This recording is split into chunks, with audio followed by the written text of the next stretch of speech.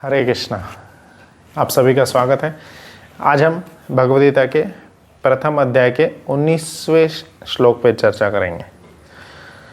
तो श्लोक यहाँ पर है, आप देखिए और बोलिए।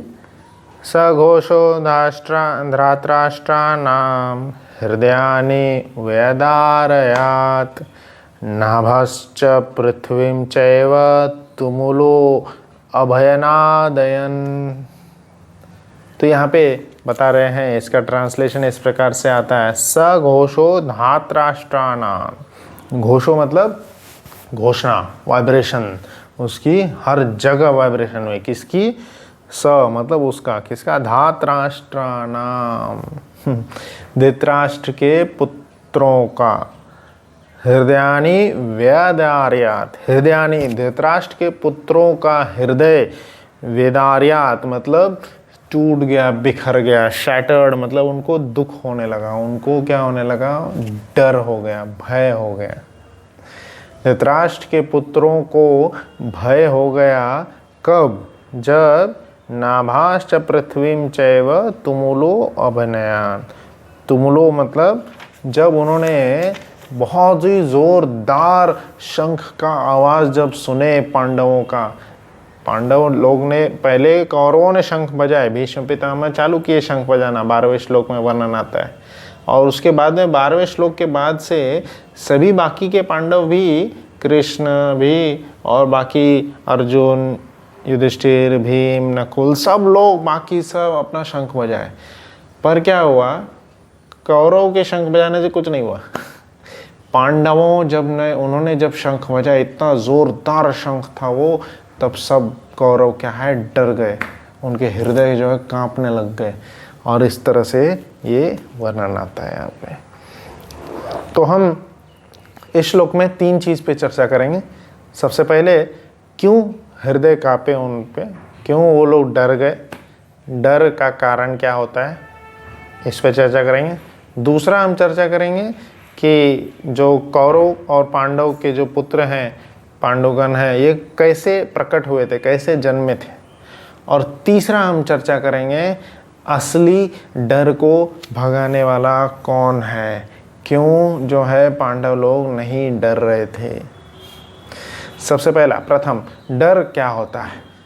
जब हमें अपने परिस्थिति के खो जाने का भय होता है, तब होता है डर। मेरे पास कुछ चीज़ है और वो चला जाएगा, या मुझे हमेशा आभास हो रहा है, फीलिंग आ रही है, तब मुझे क्या होता है? डर लगा रहता है। जैसे मेरे पास ये मोबाइल है और अगर मुझे हमेशा लग रहा है कोई ले लेगा मोबाइल, कोई ले लेगा, तो फिर क्या हो रहा है? मुझे डर लगा हुआ है, हमेशा मैं भयभीत हूँ। बहुत ही सुंदर घटना एक बार आती है। सनातन गोस्वामी एक थे। सनातन गोस्वामी सभी अपना राज दरबार छोड़ करके भक्ति करने वृंदावन जा रहे थे और उनके पास कुछ भी नहीं था। पर उनके पास जो असिस्टेंट चल रहा था, वो असिस्टेंट जो है 8 सोने के मुद्राएं लेके चल रहा था। ये 1500 शताब्दी की बात है। तो उस समय 8 सोने की मुद्राएं वो लेकर के चल रहा था। सनातन गोस्वामी के पास कुछ नहीं था, वो अपना भजन करते हुए निश्चिंत होकर जा रहे थे। खोने के लिए कुछ है ही नहीं, तो भय किसका? भय तब होता है जब खोने के लिए कुछ होगा मेरे पास, मैं कुछ अपने पास रखा हूँ और उसको अपना समझता हूँ, तभी मैं उसको खोने का भय हो जाता है। और सनातन गोस्वामी के पास कुछ नहीं था, तो उनके जो असिस्टेंट थे वो भयभीत हो रहे थे। और फिर ऐसे ऐसे जंगलों को पार करते हुए जा रहे थे, घना जंगल होते जा रहा था। और एक रात हो गई, तो एक जगह पर रुकने के लिए गए। और जब रुकने के लिए गए, तब वहाँ पे जो होटल का जो मालिक था, उसके पास में, मालिक के पास में एक बहुत ही सुंदर भविष्य जानने वाला व्यक्ति था। तो वो भविष्य जानने वाले व्यक्ति ने होटल के मालिक को बता दिया था कि ऐसे कोई 2 लोग आने वाले हैं, उनके पास 8 स्वर्ण मुद्राएं। अभी क्या किए, जैसे ही सनातन गोस्वामी गए, वो होटल वाले ने इनकी इतनी आवाभगत की, इतना स्वागत किया, इतना खुश कर दिया, तो सनातन गोस्वामी को डाउट हो गया, भाई ये तो मुझे जानता ही नहीं, ये पहचानता नहीं, न जान न पहचान, और इतनी सारी स्वागत क्यों कर रहे हैं मेरी, कुछ तो दाल में काला है ना। तो वो समझ गए कि कुछ तो लोचा है और अपने असिस्टेंट से पूछे, क्या तुम्हारे पास कुछ पैसे हैं, कुछ स्वर्ण मुद्राएं हैं? तो वो असिस्टेंट जो है समझ गया और डर डर के उसने बोला, हाँ मेरे पास 8 स्वर्ण मुद्राएं हैं। और इसी समय उसको सनातन गोस्वामी ने जाके लौटा दिया। सनातन गोस्वामी समझ गए कि ये मुझे इतनी खातिरदारी क्यों कर रहा है, क्योंकि उसको शायद पता चल गया होगा मेरे पास पैसे हैं और मुझसे वह छीनना चाहता है मार के। तो इसलिए भय का कारण क्या होता है?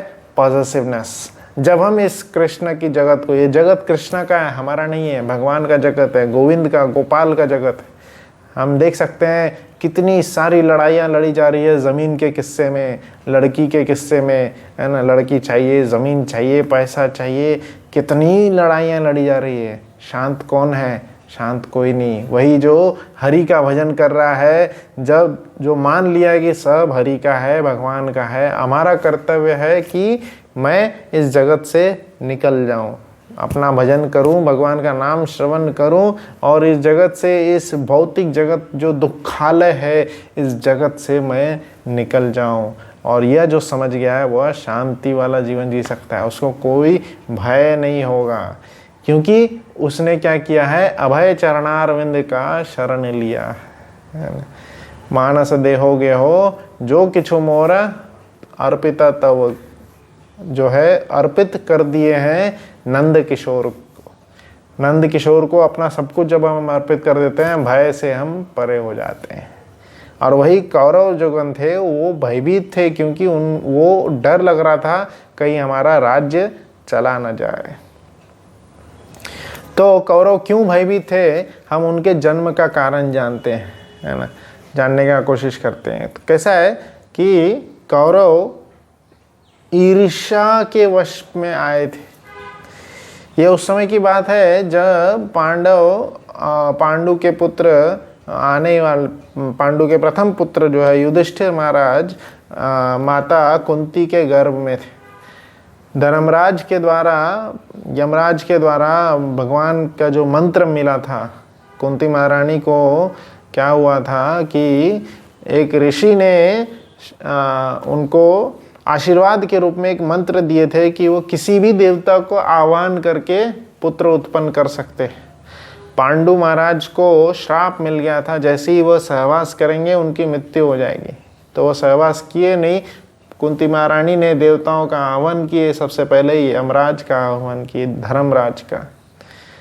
तो उनके पुत्र के रूप में कौन आते हैं? स्वयं श्री जो है सारे धर्म और सारे ज्ञान को जानने वाले, सारे वेद को जानने वाले युधिष्ठिर नाम के पुत्र आते हैं।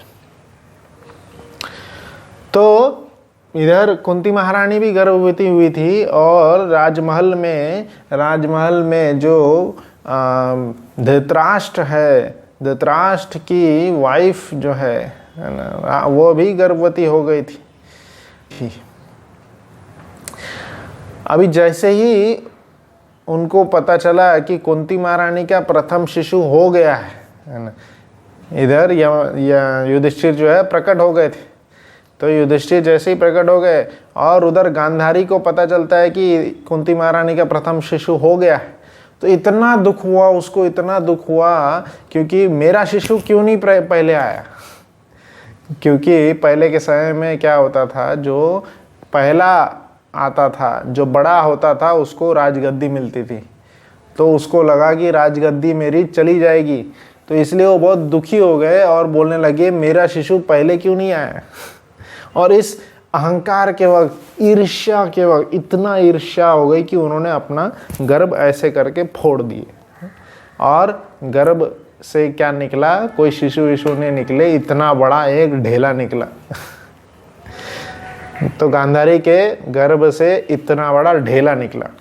उसी समय व्यासदेव जी प्रकट होते हैं। व्यासदेव जी वो पूरे ढेले के 100 टुकड़े करते हैं, 101 टुकड़ा करते हैं और उसको सभी अलग अलग जो है बड़े बड़े मटके में रख देते हैं। 100 मटके में रख देते हैं और उन सभी 100 मटके में वह अलग अलग जड़ी बूटियां डालते हैं और ऐसा वातावरण प्रदान करते हैं कि वह अपने तपोबल से, व्यासदेव ने अपने तपोबल से उन सभी 100 मटकों में जो है प्राण भर दिए और कौरवगण कुछ समय बाद प्रकट हुए। पहले दुर्योधन, फिर दुशासन, और इस तरह से कई सारे 100 कौरव एक एक करके उत्पन्न होते गए। तो ये क्यों उत्पन्न हुए, कारण क्या था? ईर्ष्या। गांधारी को ईर्ष्या हो गई कुंती महारानी से कि मेरा पुत्र पहले क्यों नहीं आया। तो जब भी माताओं को ये समझना चाहिए, जो भी गर्भवती माताएं हैं उनको समझना चाहिए, जैसे ही वह पुत्र को अपने गर्भ में धारण करती है, ईर्ष्या द्वेष को मन से निकाल दें। अगर ईर्ष्या द्वेष मन में रहेगा तो पुत्र भी वैसा ही होगा। ईर्ष्या द्वेष से परे रहें। जब भी गर्भवती हैं तो सिर्फ और सिर्फ गीता भागवत का श्रवण करें, भगवान का श्रवण करें, भगवान की सुंदर लीलाओं का श्रवण करें, दान पुण्य करें, जप करें, हरि नाम का श्रवण करें। नहीं तो ईर्ष्या अगर रहेगी तो फिर आपका पुत्र भी वैसा होगा जैसे दुर्योधन था। तो जब दुर्योधन प्रकट हुआ और सबसे पहले क्या हो गया था, इतने सारे लोमड़ी सियार वहाँ पे आवाज़ करने लगे और वो अशुभ ध्वनि को सुन करके सब लोग बोलने लगे इस पुत्र को फेंक दो वरना ये पूरे कुल का नाश करेगा। और वैसा ही हुआ, पूरे कुरुवंश का नाश करने वाला एक ऐसा पुत्र उत्पन्न हुआ, पूरा ईर्ष्या द्वेष से भरा हुआ। पहले उसका नाम सुयोधन था, पर उसके व्यवहार की वजह से समाज ने उसका नाम दुर्योधन रख दिया। और वहीं सबसे प्रेम करने वाले जो पांडु के पुत्र हैं वह इधर प्रकट हुए थे वन में, या युधिष्ठिर, भीम, अर्जुन, नकुल, सहदेव। तो इस तरह से अलग अलग देवताओं का, वायु देवता का आह्वान करके भीम आए, इंद्र का आह्वान करके अर्जुन प्रकट हुए और अश्विनी कुमार का आह्वान करके नकुल, सहदेव प्रकट हुए थे। तो इस तरह से देवताओं का आह्वान करके पांडवगण प्रकट हुए और ईर्ष्या द्वेष की वजह से व्यासदेव जी ने क्या कृपा किए और कौरव प्रकट हुए। और तीसरा हम चर्चा करेंगे कि कृष्ण पे जब हम पूर्ण भरोसा रखते हैं तब हमारा भय दूर हो जाता है। जैसे यहाँ पे वर्णन आता है, पांडव लोगों जब शंख बजाए थे उनको कोई भयभीत नहीं हुआ था क्योंकि उनको कृष्ण पे पूर्ण भरोसा था। श्रील प्रभुपाद जी तात्पर्य में अंतिम में लिखते हैं, बहुत सुंदर लाइन है, Pandavas have their confidence in lord Krishna, one who takes shelter of supreme lord has nothing to fear even in the midst of greatest calamity. जितनी भी परेशानी आ जाएगी ज़िंदगी में, अगर कृष्ण हमारे साथ हैं कोई भी हमारा बाल भी बांका नहीं कर सकता। किसी में हिम्मत नहीं है मुझे टच करने की, अगर कृष्ण मेरे साथ है, मेरा विश्वास अगर भगवान पर है। हरे कृष्णा।